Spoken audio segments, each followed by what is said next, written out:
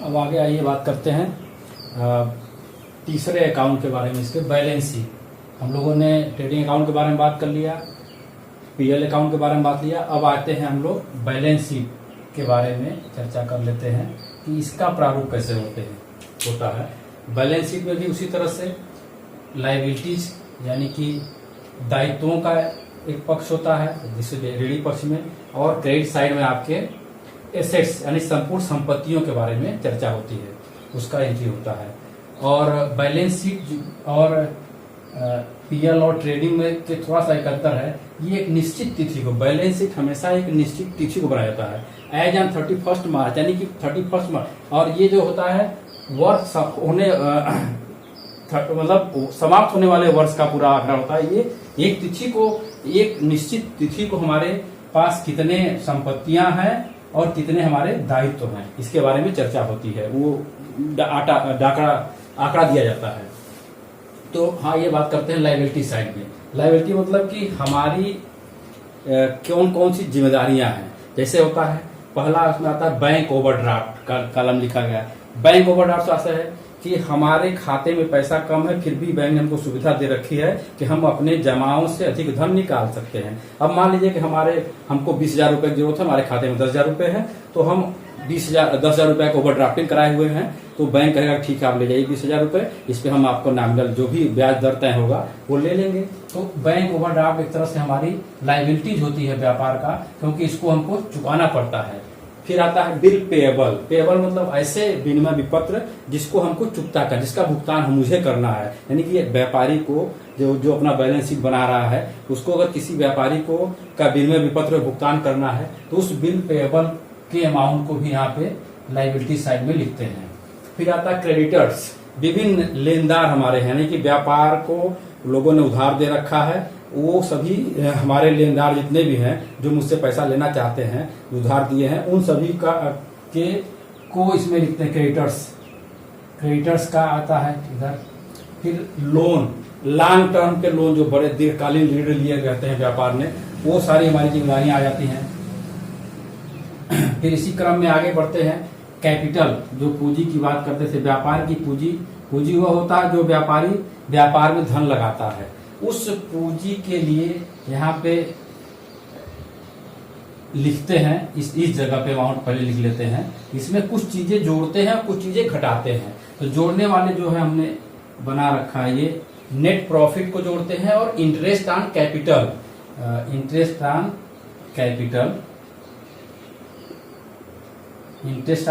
को लिखते हैं। नेट प्रॉफिट कहां से आता है आपका? नेट प्रॉफिट आपका ये है, नेट प्रॉफिट आपका ये जो हमने प्रॉफिट एंड लॉस अकाउंट में पाया है। ग्रॉस प्रॉफिट आपको बैलेंस शीट में वहां उसमें ट्रेडिंग अकाउंट से ग्रॉस प्रॉफिट ला करके हमने पीएल अकाउंट में ट्रांसफर किया था। फिर सारे चीजों को बैलेंस निकालने के बाद हमको नेट प्रॉफिट आया था, और इस नेट प्रॉफिट को हम लोग जो है यहाँ पे ला करके उस अमाउंट को डाल देते हैं और इसको ऐड करते हैं, इसमें ऐड करते हैं कैपिटल में। इसी तरह से इस पूंजी पर जो ब्याज दिया जाता है उस ब्याज को भी इसमें जोड़ देते हैं, और ये इतना चीज इसमें पूंजी जोड़ते हैं। घटाते क्या है? ड्रॉइंग, आहरण, यानी कि व्यापारी अपने निजी उपभोग के लिए वस्तु या धन निकालता है व्यापार, तो ड्राइंग होती है, आहरण होता है, तो उस आहरण को इसमें से माइनस कर देते हैं। और उस आहरण पे अगर इंटरेस्ट ड्राइंग पे उस आहरण पे कोई ब्याज है उसको माइनस करते हैं। इस तरह से करने के बाद जो भी अमाउंट आता है वो नेट कैपिटल हो जाता है हमारा, यानी कि नेट प्रॉफिट को और इंटरेस्ट ऑन कैपिटल को जोड़ देते हैं, ड्राइंग और इंटरेस्ट ऑन ड्राइंग को माइनस कर देते हैं। इस तरह से हम अपना जो है ये हमारी सारी लायबिलिटीज हो जाती है। दूसरी तरफ आते हैं एसेट्स में। क्या होता है? हमारे पास जो भी पैसा है, हमारे पास व्यापार में जो पैसा है, कैश इन हैंड, जो भी कुछ व्यापार में पैसे हैं उसको लिखते हैं। और कैश इन बैंक, यानी कुछ पैसा हमारा बैंक में जमा होता है, डिपॉजिट होता है, तो उन पैसों को लिखते हैं यहाँ पे। ये सब हमारी संपत्तियां हैं, यानी कि व्यापार में जो उसके गल्ले में या जो चीजें होती है उसमें यहाँ पैसा है तो वो कैश इन हैंड, और जो बैंक में पैसा कैश इन बैंक करके वो हो जाता है। फिर डेप्टर्स, जितने हमने पैसा कुछ हमारे ऐसे देनदार हैं जिससे मुझे पैसा लेना है और उनको मैंने पैसा बांट रखा है, तो उनसे वो भी हमारी एक संपत्तियां होती हैं, आज नहीं तो कल वो हमको देंगे ही। फिर बिल रिसीवेबल, कुछ ऐसे विनिमय पत्र होते हैं जो हमने दे रखा है और वो उसको उस पर मुझे पैसा मिलना है, तो वो जो पैसे आने वाले वो भी हमारी संपत्तियां होती हैं। क्लोजिंग स्टॉक, हम क्लोजिंग स्टॉक की बात कर लेते हैं। ये क्लोजिंग स्टॉक जो है दो जगह एंट्री होती है अंतिम खाते फाइनल अकाउंट बनाते समय, दो जगह, एक तो ट्रेडिंग अकाउंट के क्रेडिट साइड में आपने देखा होगा कि हम लोग जब पढ़ रहे थे तो सेल्स के बाद क्रेडिट क्लोजिंग स्टॉक वहां पे लिखा था, और क्लोजिंग स्टॉक जो बच जाता है वो भी हमारी संपत्ति होती है, तो उसको भी यहाँ पे हम दिखा देते हैं ये संपत्ति के रूप में। फिर हमारे मोटर, कुछ व्हीकल्स होते हैं व्यापार में, उनका मूल्य हो जाता है। मशीनें होती हैं वो हो जाता है। लैंड, कुछ जमीनें होती हैं, भूमि होता है।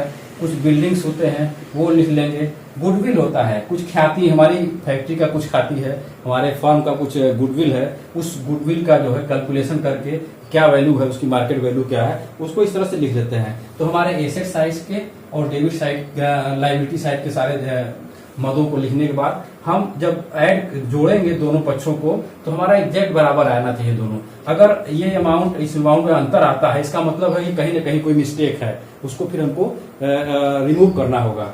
कुल मिलाकर के लायबिलिटी साइड का योग और एसेट साइड का, यानी कि व्यापार की समस्त संपत्तियां और समस्त दायित्वों के बराबर होती हैं।